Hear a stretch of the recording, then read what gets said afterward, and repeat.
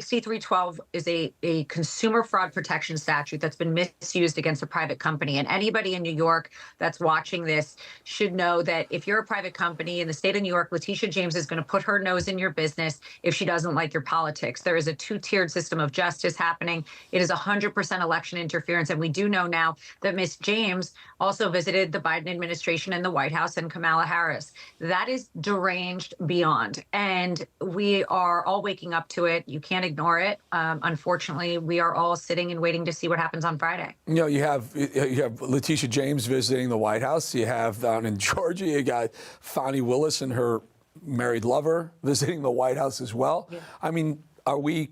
Yeah, I don't expect you to do this. Let me speculate. It feels like this is some sort of White House coordinated, orchestrated get Trump campaign. 100%, and we've seen it. There isn't a DA that hasn't met with somebody in the administration, as we've seen so far. Fani Willis, was out there. We've seen this time and time again. There are logs, except, of course, when there's cocaine found in the Oval Office. We are seeing an absolute politicization of our justice system.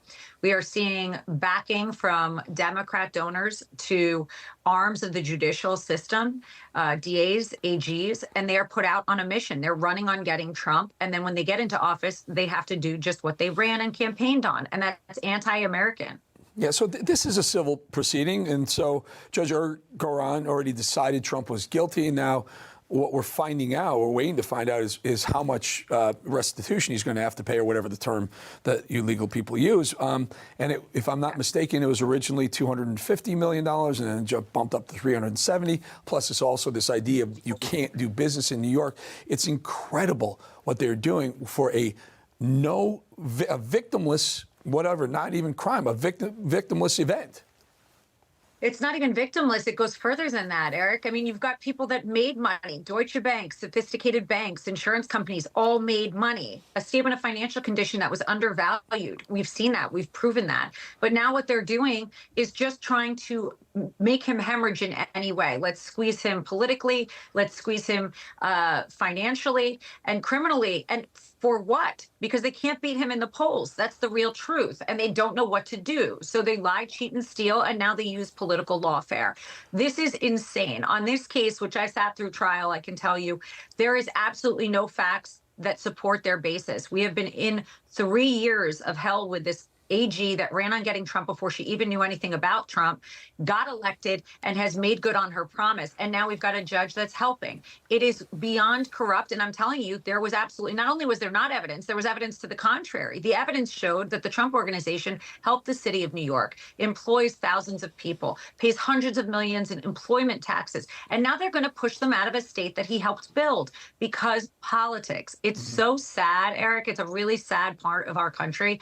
And it's really made me disappointed in my bar. It's insane. And there are a good mayor, a good governor of a state will create incentives for businesses to come to their cities and their state, and by dropping taxes and doing things that they're accusing Donald Trump of doing for some nefarious reason, but no one was hurt. The insurance companies made money. The banks made money. Trump organizations allowed to make money. In America, you're allowed to make money, and they're somehow painting this as something evil, really just to get Trump. So it goes to appeal, I assume, right afterwards. Is that how it works?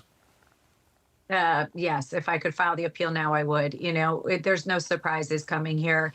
It's much of the same that we've seen in New York, and I'll be loud and booming right after we get the decision. I mean, I don't have high hopes. I do believe that there is some, ethics left. I hope that Judge Goran sees through this, but quite honestly, I've seen it time and time again. I've been on weeks and weeks and weeks of trial in New York, and the corruption runs deep. The Trump derangement syndrome, frankly, runs even deeper. And they can't see straight. They can't apply law to fact. There was absolutely no laws broken. People made money. Their statements of financial conditions were undervalued, but they'll figure out a way, a loophole, even using a consumer fraud claim and not giving us a jury. Mar-a-Lago, $18 million. A couple of parking spots in the parking lot worth $18 million at Mar-a-Lago.